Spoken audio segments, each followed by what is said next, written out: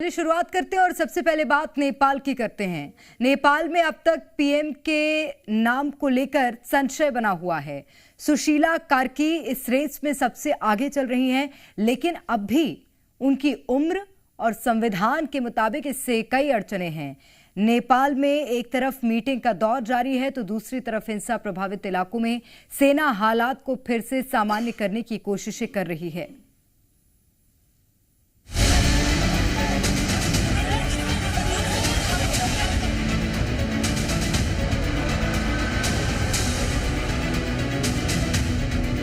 नेपाल में तख्ता पलट को 40 घंटे से ज्यादा हो चुके हैं, लेकिन अभी तक अंतरिम पीएम कौन होगा ये तय नहीं हो पाया। मुलाकात, तकरार, शर्तें, सबका दौर जारी है, लेकिन सहमति अब भी नहीं बन पा रही।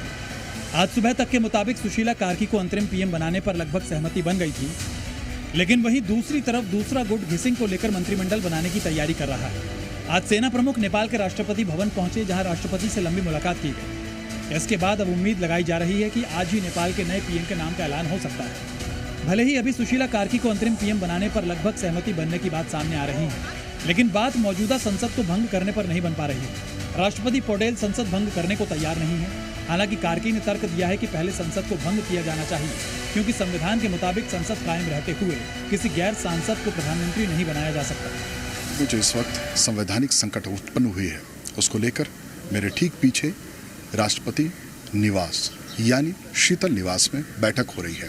बैठक में इस बात को लेकर चर्चा की जा रही है कि जैनजी के मुद्दों का समाधान संवैधानिक हित में रहकर ही खोजा जाए, ताकि एक उन्नत लोकतंत्र की स्थापना हो। बैठक में तमाम बड़े जो अधिकारी हैं, आर्मी चीफ और सुशीला कार्की, जिनको प्रधानमंत्री पद के लिए लगातार चर्चा में है और प्रधानमंत्री पद के लिए उनको मनोनीत करने की तैयारी चल रही है। वहीं इन सब उठापटक के बीच नेपाल के नेशनल असेंबली के अध्यक्ष ने भी बयान जारी किया और कहा कि उन्हें उम्मीद है कि मौजूदा संकट का हल संविधान के दायरे में रहकर निकाला जाएगा। जहां एक तरफ सरकार बनाने की कवायद चल रही है, तो वहीं अब इन हमलों में मौत का आंकड़ा बढ़ गया है और ये 51 तक पहुंच गया है। इस आंदोलन में बड़ा नुकसान मंत्रियों और सरकारी अधिकारियों के आवास को हुआ है।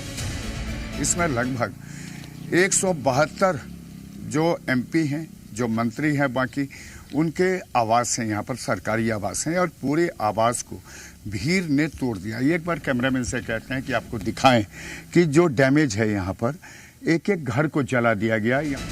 अब इन इलाकों में सेना तैनात है और वो पूरी सतर्कता बरत रही है। इसके अलावा पशुपतिनाथ मंदिर में भी सुरक्षा कड़ी कर दी गई और एहतियात के तौर पर अभी दर्शन बंद कर दिए गए।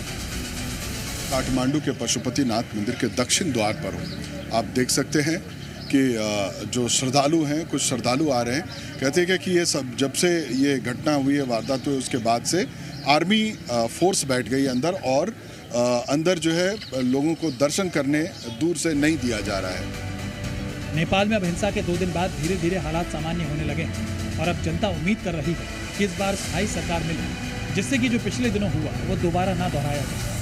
नेपाल से परवेश वात्सायन के साथ प्रशांत झा।